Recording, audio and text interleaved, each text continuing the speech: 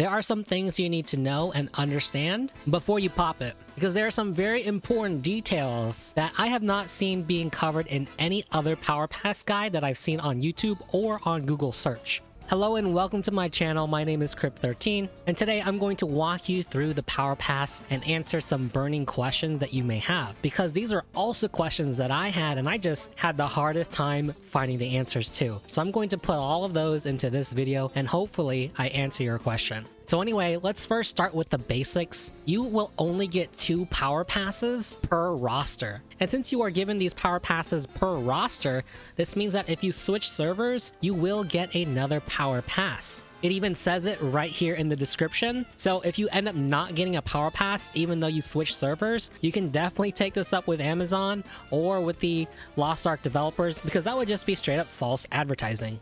The first Power Pass will be obtained after you complete the North Vern main quest line, specifically Aylin's Gift, and then the second one is obtained in the mail after you've completed your first Power Pass adventure. I've seen a couple of people make this mistake, but some people have used their Power Passes on characters that are already partially leveled up.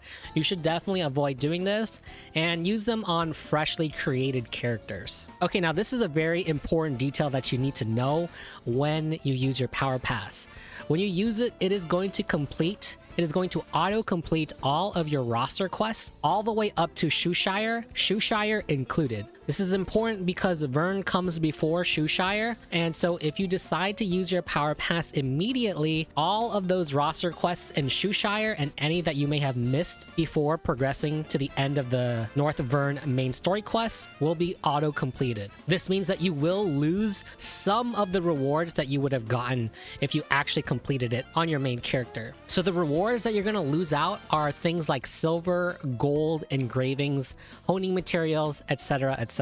You will not lose out on any of the roster XP or the permanent stat upgrades. So things like skill point potions, charisma potions, kindness potions, those will not be given up, and those will automatically be applied to your roster once you complete the Power Pass quest. I'll put a picture of my roster level before I use my Power Pass and after I use my Power Pass, and you can see that my roster XP did increase a little bit. So that means I missed a couple of roster quests during my main quest playthrough. For me, it was okay if I lost out on some of those rewards, but if you absolutely don't want to lose out on any of those rewards, then it might be a good idea for you to go and complete all of those roster quests first. It's also a little bit difficult to tell if a quest is a roster quest just from looking at the icon. This is because not all chain quests are roster quests, and not all purple quests are roster quests. I can look through my journal and look at my completed quests, and you can see that some of these purple chain quests are not roster quests. But you can see here, this yellow chain quest is a roster quest. And then you can also see here that some of these normal quests are also roster quests.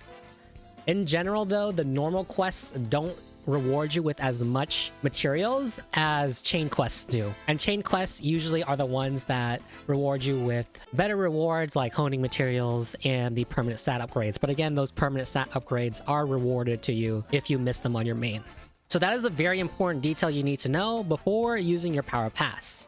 And so how do you actually use a Power Pass? Well, it's pretty simple. Go ahead and create a character, and then after that, hit the Power Pass button for that character, and then you'll see this pop up, and it'll tell you that you actually do have a free Power Pass up to 2 times per roster. Simply hit the use button, and it'll take you through some cutscenes. It's up to you if you want to skip them or not. You don't have to watch these. Go ahead and do all the tricksy and stuff. Mess around with your character if you'd like. And then Beatrice is really just going to recap all of the important story moments for you. It's up to you whether or not you want to play through the prologue, the adventurer's path, and the training area and training room sections of the Power Pass. However, if you do them, you will get some extra rewards. So I definitely, in my opinion, would recommend that you do them, especially the Adventurer's Path, because it will reward you with a pet and then also a battle item selection chest. Completing the prologue will reward a set of goggles that will be bound to the class that opens the chest. So if you're someone who really cares about those goggles, make sure to open that on the character that you actually want to wear it on. Completing the training area will reward you with a bunny headband, and just like the goggles, it will be bound to the class that opens the chest. And then by doing the training room, you will get a starting novice hairpin, which is just a little sprout that will appear on your head. So since those are all pretty much purely cosmetics, that's totally up to you whether or not you want them. However, for the adventurous path, those contain items that could be potentially useful for your roster. Especially the pet, because the pet has an element, and if you're sending out your ships in your stronghold to do dispatch missions, picking up a pet with a different element so that you can cover all the bases is a good idea. While you're working your way through the adventurer's path, you also do not need to watch any of the cutscenes, unless of course you want a recap on the story. One of the things that you have to do is refight the Arthentine boss, and so if you forget to equip some gear and set your healing potions, you might die. Also, when you redo the sailing quest, don't forget to put Ishu back on board, because I definitely made that mistake. Sailed all the way across the map without Eshu on board and had to sail back, so don't be like me and don't make that mistake. And so I forgot to mention this, but the training area and training room can be completed on your main. So if you decide to complete them on your main, you can totally skip them during the power pass and you can still get the rewards.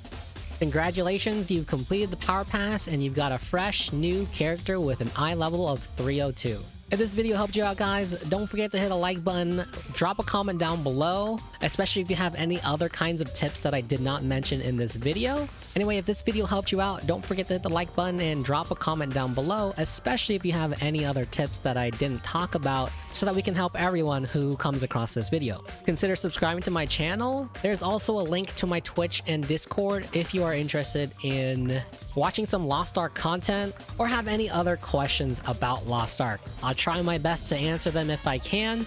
And until next time, I will see you guys later.